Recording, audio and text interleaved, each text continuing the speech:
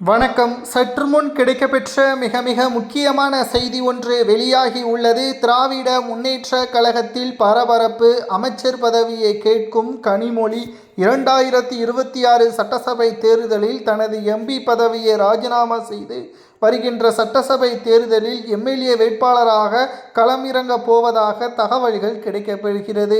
மத்தியில் இனி ஒருபோதும் காங்கிரஸ் கூட்டணி ஆட்சி அமைக்காது, வெறும் எம்பியாக இருப்பது எந்த ஒரு பயனையும் அளிக்கவில்லை என்பதையும், அதிகாரத்தை திமுகவால் கொடுக்க முடியவில்லை என்ற காரணத்தினாலும் முதலில் கருணாநிதி அவர்களுக்கு பிறகு உதயநிதி அவர்கள் வாரிசாக நியமனம் செய்யக்கூடிய ஒரு நிலைக்கு திமுக தள்ளப்பட்டு இருப்பதை நம்மால் பார்க்க முடிகிறது. கருணாநிதி, ஸ்டாலின், உதயநிதி, இன்பநிதி என்று ஒரே வாரிசாக கருணாநிதி குடும்பத்திலிருந்து மற்றவர்கள் இடம்பெறக்கூடாது என்ற ஒரு அழுத்தமும் ஸ்டாலின் அவர்களால் உருவாக்கப்பட்டு இருக்கிறது.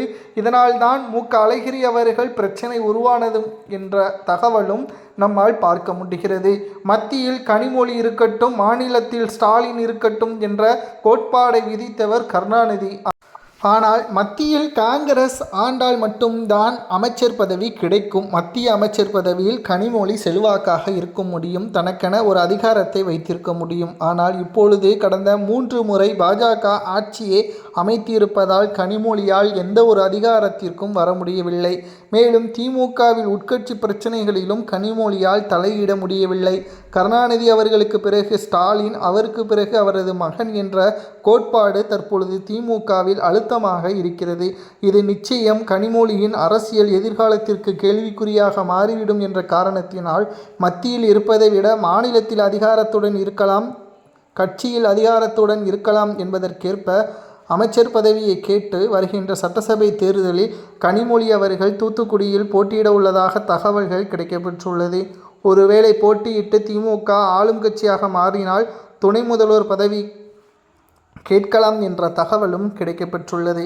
ஆனால் இது சாத்தியமே கிடையாது. ஏனென்றால் இந்த முறை திமுக நிச்சயம் வெற்றியடைவது கடினம்தான். தற்பொழுது இருக்கக்கூடிய எம்பி பதவியாவது கனிமொழி தக்க வைத்து கொள்ள வேண்டும். தேவையில்லாமல் எம்எல்ஏ பதவிற்கு போட்டியிட்டால் அங்கும் தோல்வியைதான் கனிமொழி தழுவார் என்ற தகவலும் சமூக வலைதளங்களில் வைரலாக பரவி வருகிறது. சரி, இவர் எதற்காக இவ்வாறு செய்ய வேண்டும் என்று பார்க்கும் பொழுது திமுகவில் இவருக்கென்று இருக்கக்கூடிய அதிகாரங்கள் கொஞ்சம் கொஞ்சமாக குறைவதாகவும், உதயநிதிக்கான அதிகாரங்கள் அதிகமாக வருவதாகவும், அந்த கோபத்தில்தான் இந்த முடிவிற்கு வந்துள்ளதாகவும் கூறப்படுகிறது. கனிமொழி எடுக்கக்கூடிய முடிவு சரியா தவறா என்பதை